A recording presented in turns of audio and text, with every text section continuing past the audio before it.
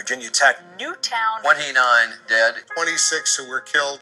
Shots fired by the football field. We're looking at the 1,200 building. It's going to be the 300 building. It took law enforcement 11 minutes and 15 seconds. Obviously, it's so hard to prepare for a situation like this. Littleton, Colorado school children running for their lives. To eventually enter the freshman building. That the response time was 20-25 minutes. Okay, has anybody been injured, ma'am? Yes. Okay. Yes. And the school is in a panic, and I'm in the library. I've got students down under the table, kids. Living in fear is not a fun thing to do. I just feel like they're going to come to our school, and I don't really feel safe. I do think of a possibility of a shooting happening while I'm in class, just because of the area that my school is in. When you're at school, your mind should be on learning. I think there should be more like protection, and I think that we should have more security in our schools. If you could pay for war, you could pay for security. You know, you lose someone as close a friend as that person was, you always feel like, what more could I have done? And what could I have done to save other students from being shot? I mean, those things just continue to haunt you on a daily basis, yet you know you've done what you could do, and it is what it is. But I think that's the hardest part, is the guilt that you live with the rest of your life. And it's not your fault that you were involved in an active shooting, yet that's part of the trauma that you have to suffer through. It's sad that the reality today is that I think most parents worry about sending their children off to school. Of course.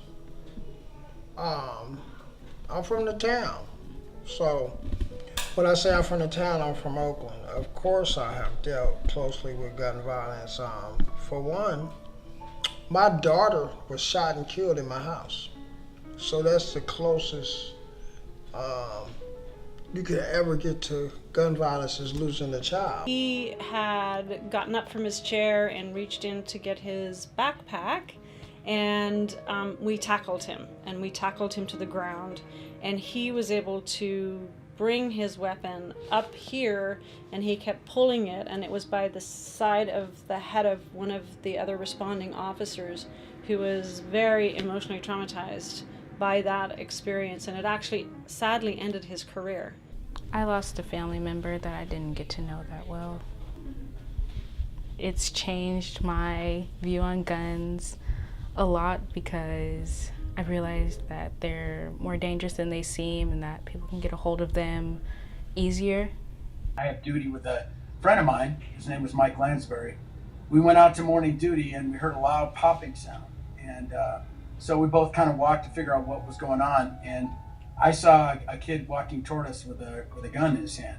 So I kind of froze. He walked a little bit further toward him, so he was probably 5 or 6 feet in front of me, and he tried to get the kid to give up the gun, and the kid just kept telling him, "Don't make me do this." And I was not real optimistic that the situation was going to work out, and so it didn't, and he ended up shooting my friend in the chest.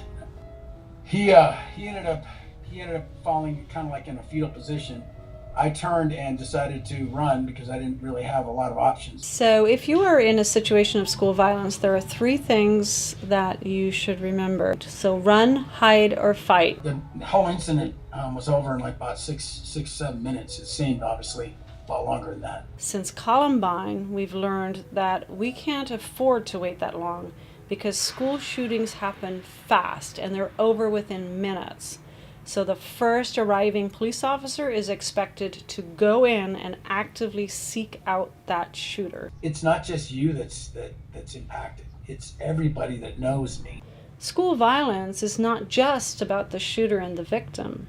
School violence is about all of the people who experience it, all the people who see it, all the people who hear it. My view hasn't changed because I lost my daughter. I always thought guns was, not. I mean, it's the constitutional right to bear arms, but the laws where people can get guns, to me, it's pretty easy. If we didn't have guns, like a lot of other countries don't have guns, it would reduce a lot of the problems, but because it's written so far along in our constitution or whatever, I don't know if that can ever change, Well, I think there should be certain laws that prevent people from having guns. I mean, I don't think it's necessary for a family to have an abundance of guns for hunting purposes when that is of access to everyone in the household, and it's so easy for someone to just grab it and go use it on like whoever. It shouldn't be used on a person. So you have to vote on certain issues and get the people in there that's fighting for the same issues that you believe in. It really frustrates me that that we want quick fixes to things. We want to microwave dinner everything. That if we have a problem in our country, we want easy, simple solutions. Gun violence is not an easy solution. It's a complex solution that involves mental health. It involves having enough psychiatrists and psychologists and counseling at schools to deal with students that are struggling. Every day in this country, amazing people lose their lives to all kinds of things. But gun violence just seems so ridiculously insane that we think that that's okay to continue to happen. And I think that's also the motivating force to try to make sure that that my friend is always remembered and that his life had meaning. One of the most effective ways to reduce gun violence is to eliminate the means to perform that violence, and that's by reducing the volume of guns in our communities.